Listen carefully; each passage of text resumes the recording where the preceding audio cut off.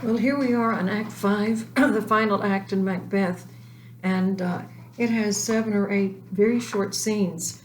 This is hard to act out on a stage today because we usually have scenery, stage effects, and so on. But I hope you remember that I said early on the Shakespearean stage did not have scenery. People usually just came on and said, well, here we are at Buckingham Palace or something. And then the audience was supposed to imagine it. And so they could kind of clear the stage and have a new scene start right away. And that's what we have here. Now, there's a wonderful opening scene in Act 5. This is the famous Lady Macbeth sleepwalking. And I am going to put up a document for you to read about this. I think I was struck so much by the fact that Shakespeare seemed to have such insight into a recognized psychological disturbance. The doctor is a doctor of physic and a waiting gentlewoman. They're worried about Lady Macbeth. The doctor says, well, I've watched for 2 nights, but I haven't seen anything like you said. When was it she last walked? Lady Macbeth is sleepwalking.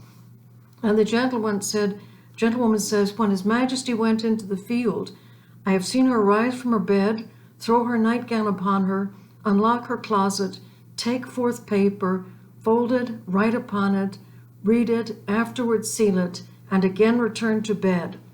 Yet all this while in a most fast sleep. And the doctor tells her, a great perturbation in nature to receive at once the benefit of sleep and do the effects of watching.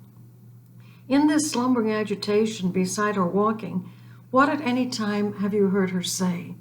And the woman says, that, sir, which I will not report after her. He says, you may to me, and you really should. But the gentlewoman says, neither to you nor anyone, having no witness to confirm my speech. She knows that what Lady Macbeth is saying is really treasonous, and if she told, she might be in trouble. Look, here she comes. This is her very guise, and upon my life fast asleep. Observe her, and stand close. And Lady Macbeth is carrying a candle. Well, an open flame is always a bad idea. But he said, how came she by that light? And the gentlewoman, why, it stood by her. She has light by her continually, 'tis her command.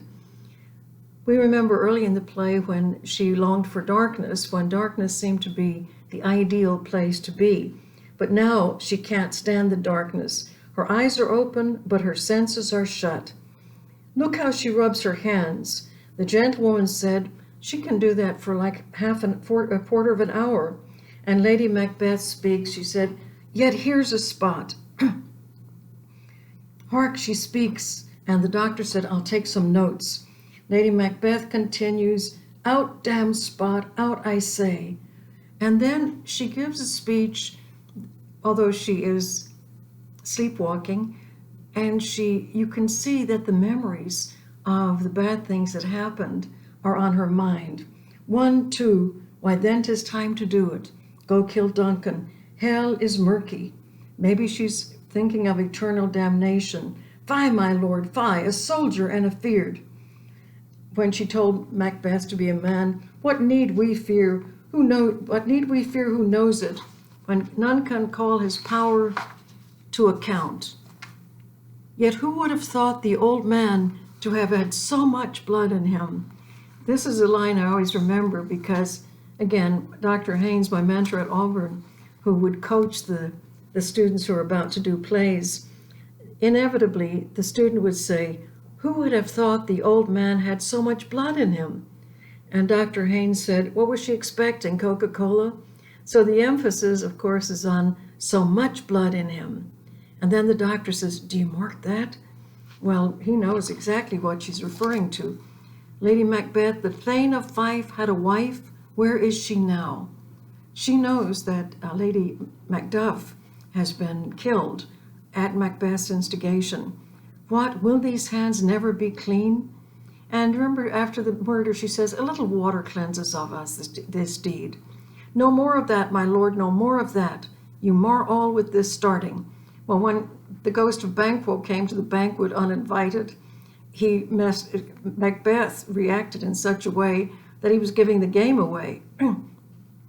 And the doctor says to the lady, you need to leave. You've known what you should not. And the lady said, she has spoken what she should not. I am sure of that. Heaven knows what she has known. And Lady Macbeth raises her hand to her nose and says, here's the smell of blood still. All the perfumes of Arabia will not sweeten this little hand. Oh, oh, oh. And he says, what a sigh is there. The heart is sorely charged. The lady says, I wouldn't have such a heart in my bosom for the dignity of the whole body. Well, well, well, the doctor says, and the gentlewoman says, pray God it be, sir. I don't know if you've noticed that this scene is not in iambic pentameter. And the doctor says, this disease is beyond my practice, but I have known those which have walked in their sleep who have died wholly in their beds. Holily, they've been holy. And Lady Macbeth goes on, wash your hands, put on your nightgown. Look not so pale. I tell you again, Banquo's buried. He cannot come out of his grave. So she knows Macbeth killed Banquo.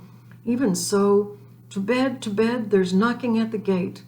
Come, come, come, come, give me your hand. What's done cannot be undone. And she'd actually used those words earlier. To bed, to bed, to bed.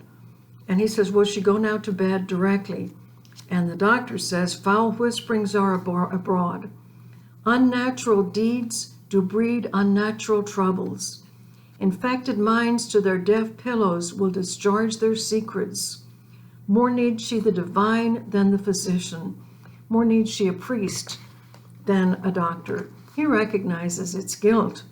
God forgive us all. And then he tells the woman, look after her, remove from her the means of all annoyance, and still keep eyes upon her. So good night. My mind she has mated and amazed my sight. I think but dare not speak.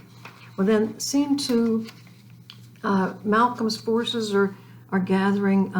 Menteith says the English powers come, led on by Malcolm, and Angus says we're meeting near Birnam Wood. Well, at that point we should perk up, because remember, the witches said that Macbeth would not be defeated until Birnam Wood came to Dunsinane.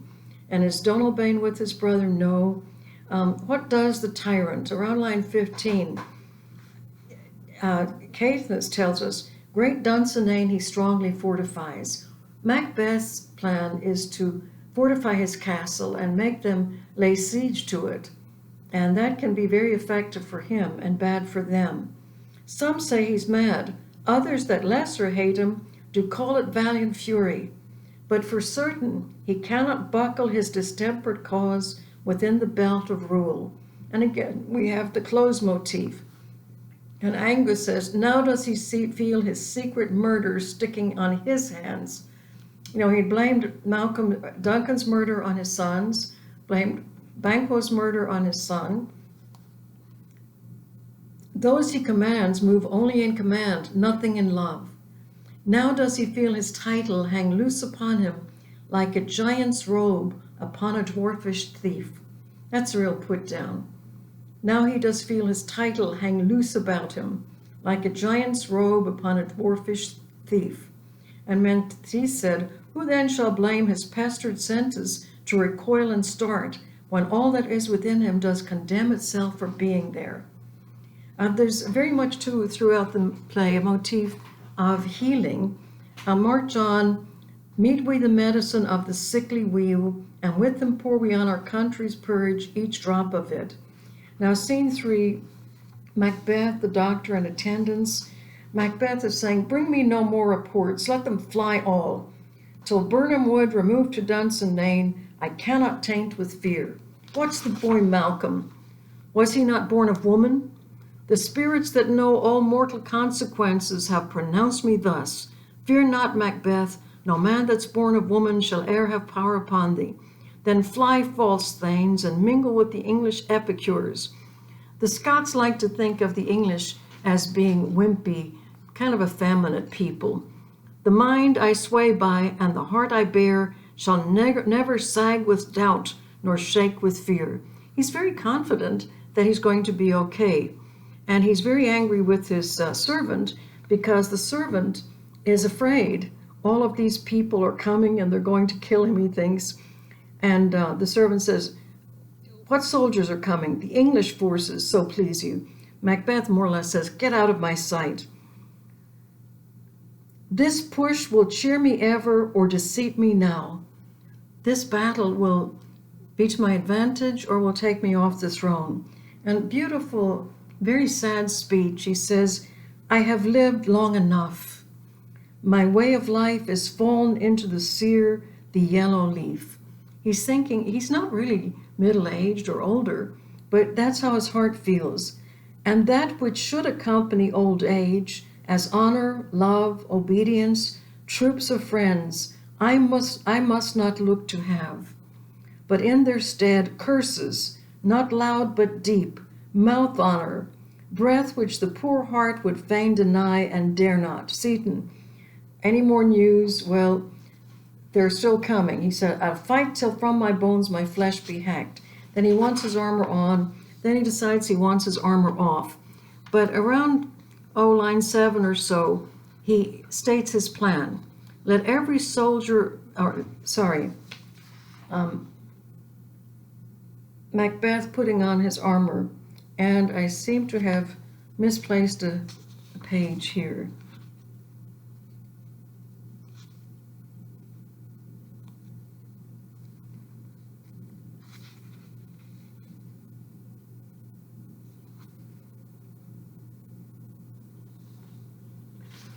Well, I have the page now where Malcolm is telling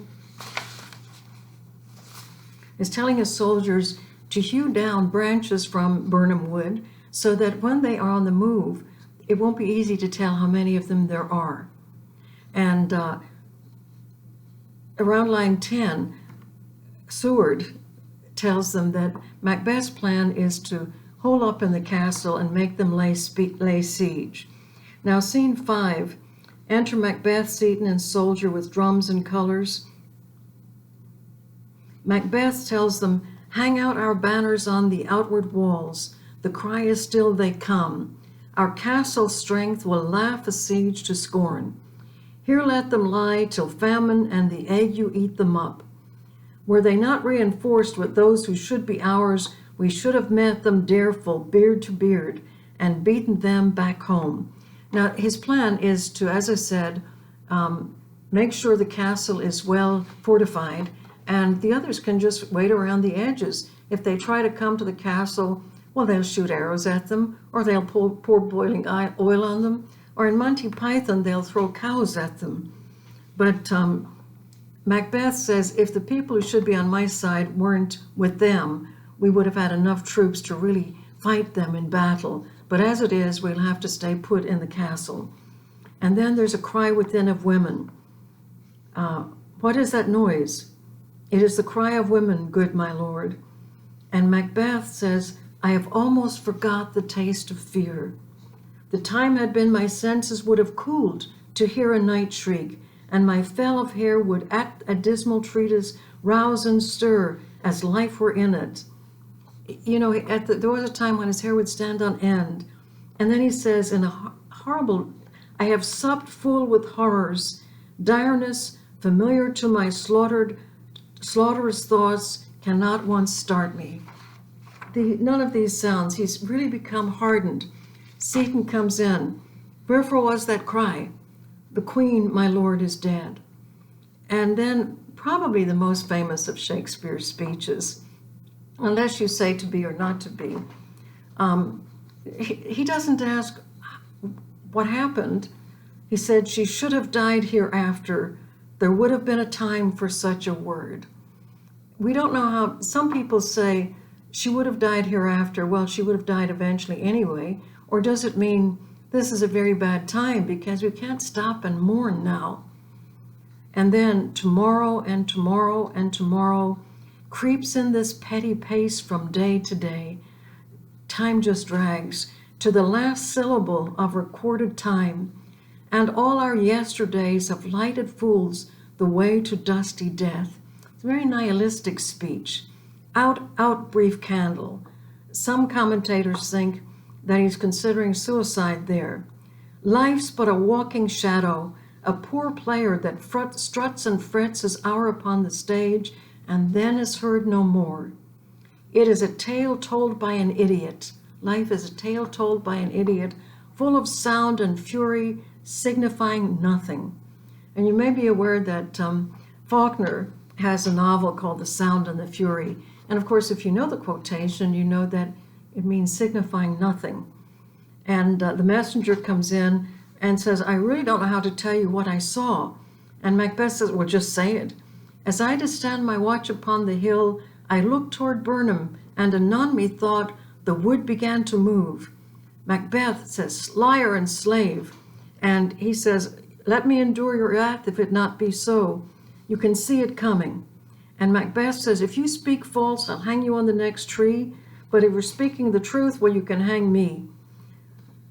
And this is a moment of recognition. Very important line here. I pull in resolution and begin to doubt the equivocation of the fiend that lies like the truth.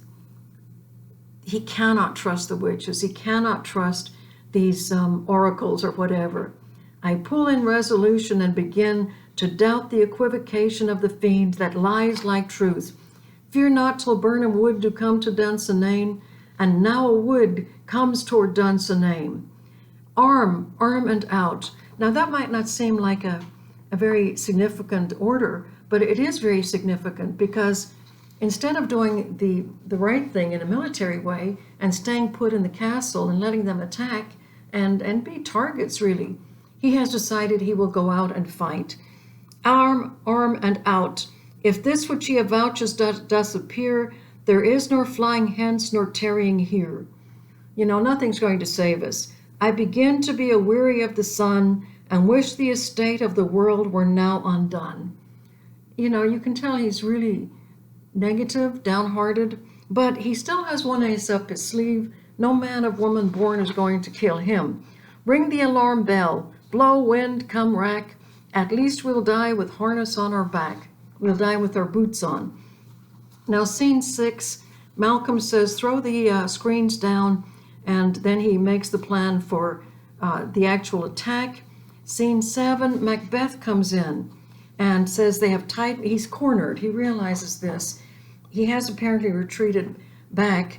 Well, he can't retreat forward, but he has retreated and says they have tied me to a stake. I cannot fly, but bear-like I must fight the course.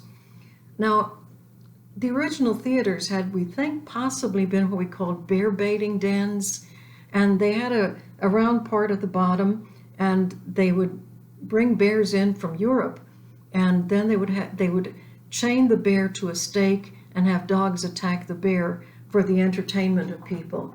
It sounds really awful, but you know, you think about cockfighting is popular now, and what you know that guy. Remember that football player who got in trouble because of pit bull fights and that sort of thing? I find it hard to imagine that kind of cruelty to animals, but Macbeth is feeling like the bear who is chained and the dogs are coming at him. But then he reminds himself, what's he that was not born of a woman? Such a one am I to fear or none. Now young Seward comes in and says to Macbeth, what is thy name? And Macbeth kind of sneers. Thou'lt be afraid to hear it. And he says, no, though thou callest thyself a hotter name than any in hell. And he said, my name's Macbeth. I did not see the Batman movie, but there was one with Michael Keaton, I think. And at one point he says something like, I'm Macbeth. No, not Macbeth, sorry. I'm Batman. I'm Batman. I've heard other people imitate this line, so it must have been significant in the movie. My name's Macbeth. And he said, young Seward is very brave. This is his first real battle. He's the son of old Seward. The devil himself could not pronounce a title more hateful to mine ear. Macbeth sneers, no, nor more fearful. And young Seward, thou liest, abhorred tyrant. With my sword I'll prove that lie thou speakest. They fight, and young Seward is slain. And again, Macbeth is very casual. Thou wast born of woman, but swords I smile at, weapons laugh to scorn. brandished by man, that's of a woman born. And then Macduff is elsewhere, and he hears the noise, and he says, that way the noise is, tyrant, show thy face. There wasn't a lot of real battle going on because Macbeth's soldiers pretty much switched sides to Malcolm's army. And Macduff's attitude is, I don't want to kill anybody today. If I can't find Macbeth and use my sword on him, I'm not going to use my sword. If thou beest slain, and with no stroke of mine, my wife and children's ghosts will haunt me still. I cannot strike at wretched kerns, whose arms are hired to bear their staves. Either thou, Macbeth, or else my sword, with an unbattered edge, I sheathe again undeeded. There thou shouldst be by this great clatter. One of greatest note seems bruited. Do you remember we had that word in vocabulary? Let me find him fortune, and more I beg not. Well, his father, Seward, is showing Malcolm in and says, this way, my lord, the castle's gently rendered. The tyrant's people on both sides do fight. The noble thanes do bravely in the war. We've almost won. And Malcolm says, we have met with foes that strike beside us. In other words, they didn't fight against us, they fought with us. Macbeth comes in, and he asks himself, why should I play the Roman fool and die on mine own sword? Why should I commit suicide? Noble Romans, instead of being taken captive, would, hold their sword and then fall on it and try to get their hearts. Whilst I see lives, the gashes do better upon them. And enter Macduff. Great line here. Turn, hellhound, turn. And Macbeth says, of all men I have avoided thee, but get thee back. My soul is too much charged with blood of thine already. Some humanity surfaces in Macbeth here because he's conscious that he has killed all of Macduff's family. And he says, I don't want to kill you too. Macduff says, I have no words, no time for talk. My voice is in my sword, thou bloodiest villain. Then terms can give thee out. And Mac says, forget it. I'm sorry. Thou losest labor. As easy mayest thou the entrenchant air with thy keen sword impress as make me bleed. Let fall thy blade on vulnerable crests. You're not going to hurt me. I bear a charmed life which must not yield to one of woman born. And then Macduff says, despair thy charm, and let that angel whom thou still hast served tell thee, Macduff was from his mother's womb untimely ripped. Well, this is it. Now let the angel, it really means a bad angel, who would be a devil. And Macbeth, accursed be that tongue that tells me so, for it has cowed my better part of man. He realized the game's up. And be these juggling fiends no more believed than palter with us in a double sense. The witches that keep the word of promise to our ear and break it to our hope. I'll not fight with thee. And Macduff is very determined that he will fight Macbeth. Okay, hold on just a minute.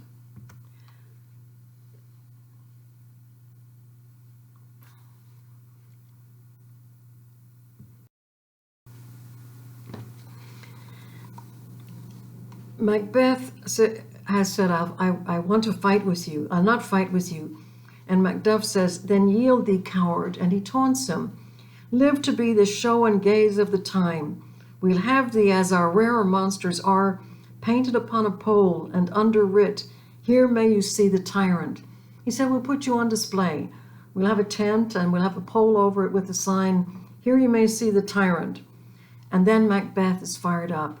I will not yield to kiss the ground before young Malcolm's feet and to be baited with the rabble's curse. Though Birnam wood be come to Dunsinane, and thou opposed, being of no woman born, yet I will try to the last. Before my body I throw my warlike shield, lay on Macduff, and damned be him that first cries, hold, enough. And they exit fighting. And Macbeth is slain, and Macduff exits carrying off Macbeth's body. And then Malcolm and all the others gather, and we hear the sad news that Seward, old Seward's son, has been slain. And Ross says, like a man, he died. Then he is dead. And yes, we brought him to the field. Seward has one question. Were his wounds in front? And he says, of course. Well, Seward's an old warrior. And he says, why then God's soldier he be. It's like if his wounds were in the back, then he was retreating. But he said, as I had as many sons as I have hairs, I would not wish them to a fairer death, and so his knell is knolled. Okay, this is a guy, an old soldier. I don't think women feel the same way. And Malcolm said, he's worth more sorrow, and that I'll spend for him. Seward says he's worth no more. They say he parted well and paid his score, and so God be with him. Here comes newer comfort. I kind of don't like old Seward, but Macduff comes in with Macbeth's head. Now, how do you act out that on stage? What they usually do, apparently, when they're doing a live performance, is he brings in a sack and throws it down in front of Malcolm. And what is in the sack? Well, they discovered that the best thing to imitate a human head would be a head of cabbage. So when they throw it down, it kind of, has the right thunk. Now, I don't know what the right thunk would be, but anyway, that's what they use. And Macduff says, Hail, King, to Malcolm, for so thou art. Behold where stands the usurper's cursed head. In one of the movie versions, they actually kind of show him being beheaded. The time is free. Hail, King of Scotland. And Malcolm pretty much starts making plans for having a better Scotland. Okay, the only other thing I would like to make a comment about is the Elizabethan theater, that they did kind of model it. It was often in the round, and the stage jutted out a bit. Now people, of course, weren't behind the stage, although sometimes wealthy people paid for seats on the stage, which had to be distracting, to say the least. Now, plays were always performed during the daytime because, of course, they didn't they needed the light of the sun or the daylight. The groundlings paid maybe a penny, and they got in and they had to stand in the round place around the stage. The other parts of the stage, behind them, were kind of bleachers, and people could sit in those, but they paid more. And if you go to London and go to a play at the theater, you'll get to see all this, and it's just wonderful to do that. The theater that Shakespeare had a kind of partnership in was closed down because it was in the city of London, and they had a plague there, and all of those places were closed. And so the theater owners took the theater apart and moved it across the river to the South Bank, where they could indeed still have plays. Now, what about Shakespeare?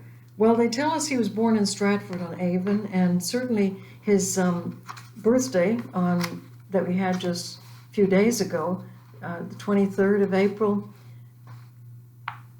This was his 450th anniversary. So that's kind of significant. I guess I should have spent more time on it.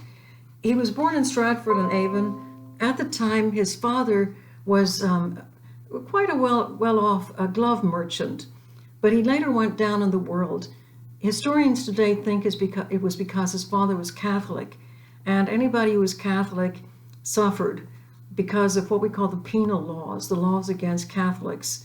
Because again, Elizabeth really feared Catholics and the Catholic countries like France and Spain, because she felt that they would rise up in favor of her cousin, Mary Queen of Scots. It was very dangerous to be a priest then, especially a Jesuit priest. There are a number of Jesuit martyrs, and they were killed in horrible ways. Anyway, we have a record that when Shakespeare was quite young, he got married to Anne Hathaway, who was a bit older. Well, he got married during Lent, and you would say, so what? Well, you didn't get married during Lent in those times because it was a season of, not for celebration, but for penance. And we think that he got married because Anne was pregnant. We hear about him later, maybe doing a little bit of poaching, and then he disappears from the records in Stratford. We surmise that he may have joined a band of traveling actors and traveled with them, then ended up in London. And there's some reference, about 1593, there's a reference to someone coming in who is a shake scene and an upstart crow. And we think that they're referring to Shakespeare. He wrote different kinds of plays, histories, comedies, and of course, these tragedies. Some people are suspicious about the man from Stratford having written all of these, in addition to the beautiful sonnets and other classically oriented poems. They feel that someone who came from Stratford and who really just had what we call a grammar school education. He studied Latin, which was the grammar they studied then, but left school kind of early, did not have a classical education, had not been to a university. And actually, some of the university writers, like Christopher Marlowe, resented Shakespeare's popularity. But if you get a chance, there's a movie called Anonymous that suggests that one of the nobility actually wrote the material that we attribute to Shakespeare.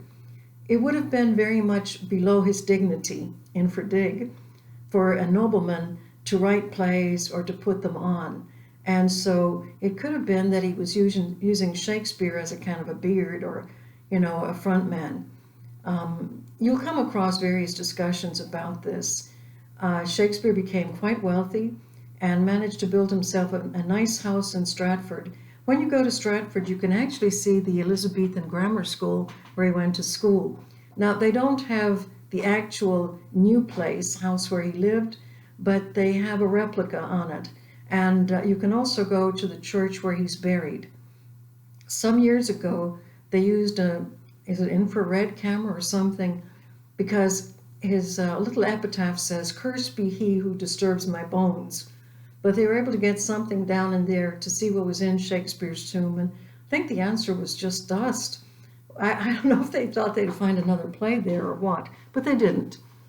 So that's it for Shakespeare, and we'll move along now to the test. I don't think I have anything else to say. Have a nice weekend. And so, what is it? Parting is such sweet sorrow.